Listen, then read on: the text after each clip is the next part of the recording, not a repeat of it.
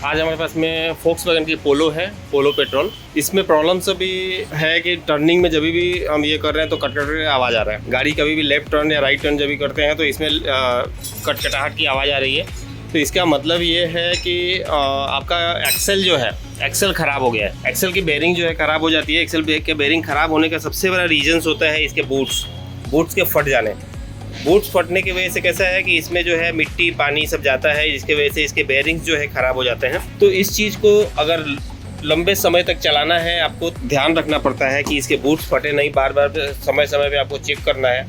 अगर बूट्स फट गया है तो आप खाली बूट्स डाल के इसके बड़े खर्चे से आप बच सकते हो।